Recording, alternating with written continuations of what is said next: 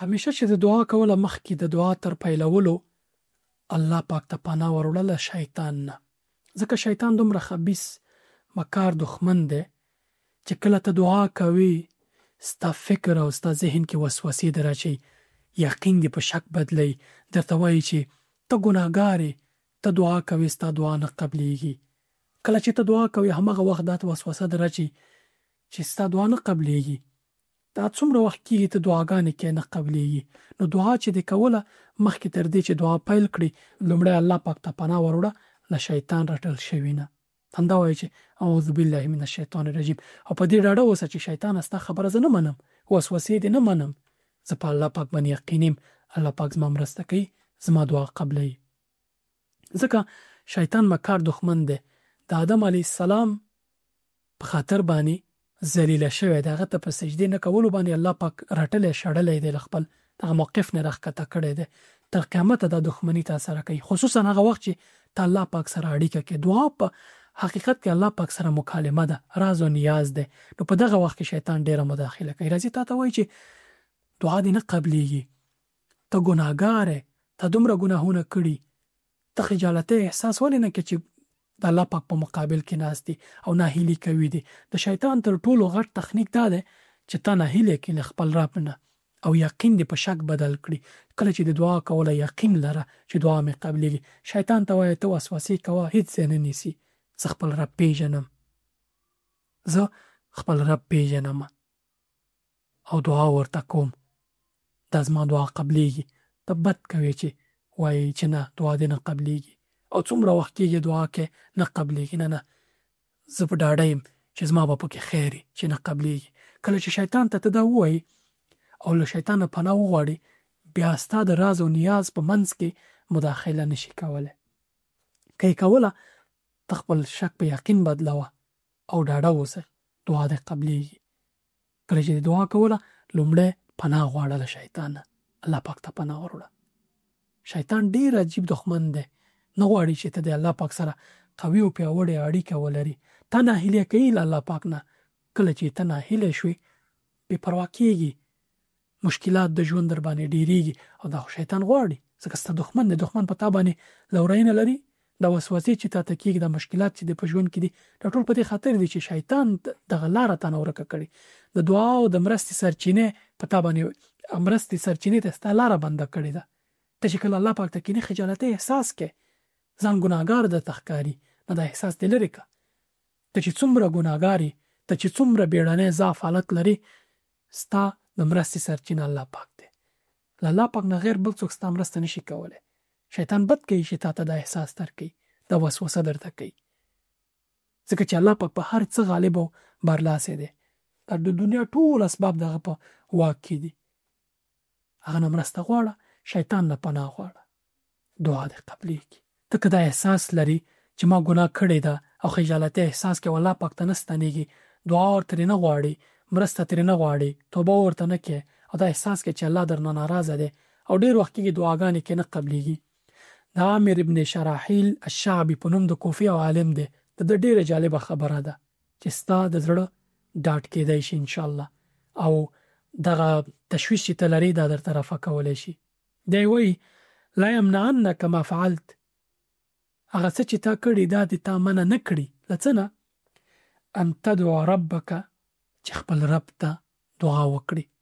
هغه ګناه چې تا کړي یعنی هغه دې تا منع نه کړي چې ته دعا ونه کړي. فابلیس دعاه بعد ما عصاه امره ولبه. ابلیس غوندې بدبخته مخلوق د الله پاک نافرمانی وکړه، بیا یې دعا وکړه، الله پاک دغه دعا هم قبوله کړه.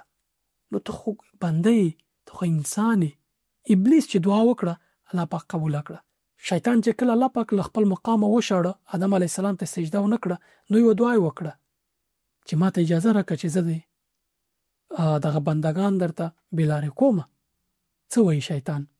الله پاک قرآن کریم کې د شیطان په اړه فرمایي قال انظرني الى يوم يبعثون، وایي ما ته مهلت راکړه تر قیامته پورې، الى يوم يبعثون، تر څو چې بیا را ژوندي کېږي انسانان د بعثت پورې، د بیا د انسانانو را ژوندي کېدو پورې الله پاک ورته فرمایي قال انک من المنذرین،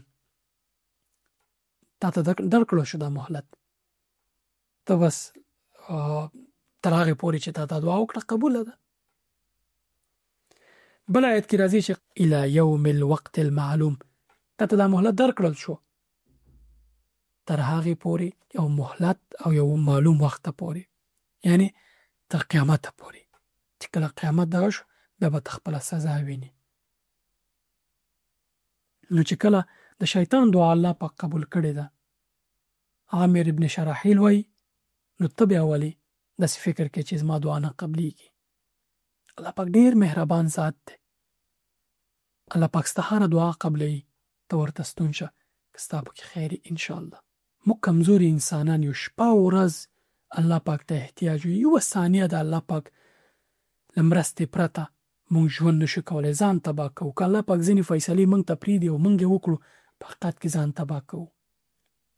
آن رسول الله صلی الله علیه وسلم فرمایي د خپلې څپلۍ هغه بند نه دی که دا شي کېدلی او دا هم له الله نه غواړه. آن د خپل خوراک هغه مالګه که نه لري، دا هم له الله نه غواړه، ځکه له الله پاک پرته انسان هیڅ دی. موږ شپه او ورځ 24 ساعته ټول عمر احتیاج یو چې د الله پاک مرسته ترلاسه کړو. بې د الله پاک مرستې نه موږ ضایع کېږو. که د خجالتۍ احساس دی لرو، هر څه لرو، راځه په هر حالت کې الله پاک ته کښېنه او ورته وایه چې زما مشکلات حل کړه. د خپلې روغتیا، د خپل اولاد روغتیا، مشکلات، فقر، هر څه چې لري د الله پاک مرسته غواړه. له ډېرې مودې راهیسې دعاګانې کوي خو نه قبلیږي. امام جعفر الصادق ته یو څوک راغی، همدغه پوښتنه ترې وکړه چې له ډېرې مودې راهیسې دعاګانې کوم نه قبلیږي. هغه ورته وویل ته داسې چاته دعا کوي چې نه یې پیژنې. بلکل همداسې ده، موږ او تاسې الله پاک په سم ډول باندې نه پیژنو، خپل رب په سم ډول نه پیژنو، د هغه څه چې ویلي دي هغه نه منو، اکثره وخت ترې بې پروا یو، شک پرې کوو. د الله پاک قدرت هر څه مو په سترګو وینو خو زړه ته مو لار نه کوي، بیا ګیله کوو چې دعا مې ولې نه قبلیږي. الله پاک فرمایلی چې ادعوني استجب لکم، تاسې دعا وکړئ زه یې قبلومه. امام جعفر الصادق ته یو بله ډله خلک راغلل، همدغه پوښتنه ترې وکړه چې موږ ډېر وخت کېږي دعا کوو خو نه قبلیږي. هغه ځواب ورکړ تاسې له الله پاک سره خپله وعده نه ده پوره کړې. او بیا یې وویل والله لو اوفیتم له لاوفى لکم، که تاسې په الله پاک سره خپله وعده پوره کړئ، کومه ژمنه چې مو کړې ده د عبادت د نورو، الله پاک به تاسې سره وفا وکړي. ځکه الله پاک فرمایي اوفو بعهدي اوفي بعهدکم، تاسې زما په وعده باندې چې ما سره مو کړې هغې باندې وفا وکړئ، زه هم له تاسو سره وفا کوم. ځینې خلک په غلطه طریقه باندې دعا کوي، د دعا لپاره داسې الفاظ کاروي او یا د دعا طریقه یې بیخي غلطه ده. مثلا یا الله زما عمر واخله فلانی ته ورکه، یا ځینې کسان مثلا د فلانی درد په ما راوله، یا الله د اولاد درد په ما که، یا زما اولاد مریضي راواخله په ما یې راوچو هغه روغ که. دغه ډول دعاګانې نه قبلیږي ځکه دا منطق نه لري. ځینې کسان خیرا کوي، الله پاک څه فرمایلی ويدعو الانسان بالشر دعاءه بالخير، ځینې انسانان دي په شر دعا کوي شاته خیر غواړي. دا نه ده صحیح، دا د دعا طریقه نه ده. ځینې انسانان په ژبه باندې لکه ماشین لګیا یې دعا کوي، اما زړه بل ځای کې مصروفي، په دنیایي اسبابو په نورو شیانو باندې مصروفي. داسې دعا نه قبلیږي. دعا ته چې ټول حواس را ټول نه کړي، الله پاک ته متوجه ونه اوسي او داسې احساس وکړي چې یوازې رب ته ناست دي او هر څه د قبلې یقین پرې ولري، فکر دې په نورو شیانو باندې مصروف نه او له زړه دعا کوي، له زړه عبادت کوي، بیا د دعا قبلیږي. دا غلطه طریقه ده چې ژبه دې لګیایي په دعا، فکر دې بل خوایي، فکر دې دنیایي اسبابو پورې تړلی، فکر دې په شک کې مصروفي، یقین نه لري. رسول الله صلی الله علیه وسلم ته د انصارو د یوه ځوان په اړه وویل شو چې ډېر زیات وضعیت یې خراب و. رسول الله صلی الله علیه وسلم ته یې وویل شو په اړه، هغه ورغه مبارک کله چې یې ولیدو پوه شو پې. ځوان ته یې وویل چې څه وضعیت دی؟ څه دې غوښتل له الله نه؟ هغه ورته وویل ما دعا کوله یا الله هغه عذاب چې ته آخرت کې ماته راکوي هغه را مخکې که په دنیا کې ماته راکړه. رسول الله صلی الله علیه وسلم ورته ویل چې نه داسې دعا مه کوه، الله پاک ډېر مهربان ذات دی، دا صحیح دعا نه ده چې ته الله پاک نه هغه عذاب غواړي چې په قیامت کې دنیا کې را مخکې که. دا دعا غلطه طریقه ده، دعا باید په سمه طریقه وشي. رسول الله صلی الله علیه وسلم ورته ویل بلکې داسې وایي چې ربنا آتنا فی الدنیا حسنه وفي الاخره حسنه وقنا عذاب النار. ای رب موږ په دنیا کې هم نیکی راکړه موږ ته او په آخرت کې او د دوزخ له اوره مو وساته. عذاب مه غواړه له الله پاک نه، الله پاک ډېر مهربان ذات دی، رحمت پر غضب پراخ دی. رحمت دی غواړه، الله پاک نه مرسته غواړه، خیره مه کوه ځان ته، مه ځان ته او مه بل چاته. داسې مه وایه چې زما عمر واخله فلاني ته ورکه یا مرض د فلاني په ما واچوه، بلکې دا وایه چې یا الله د فلاني په عمر کې برکت واچوه، زما عمر کې برکت واچوه، ما هم روغ که فلانی هم روغ که. ځان ته هم دعا کوه بل ته هم کوه، ځکه د الله پاک خزانې ډېرې پراخې دي. د الله پاک په نظام کې هیڅ تغیر نه راځي چې هغه هم روغ کړي او تا ته هم برکتي ژوند درکړي. نو په منطق باندې دعا کوه. دعا باید د کوني قوانینو مطابق وي، منطق ولري. داسې دعا مه کوه چې هغه منطق نه لري. مثلا وایي چې یا الله سپوږمۍ نه شپه مه راخیژوه، لمر داسې که، یعنې هغه څه چې ناممکنه دي الله پاک نه غواړي، هغه د کوني قوانین دي.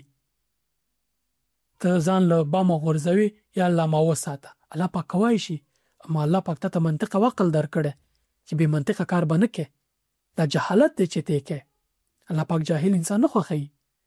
نو هر څه کې منطق لټوه او په سمه طریقه باندې دعا کوه. السلام علیکم.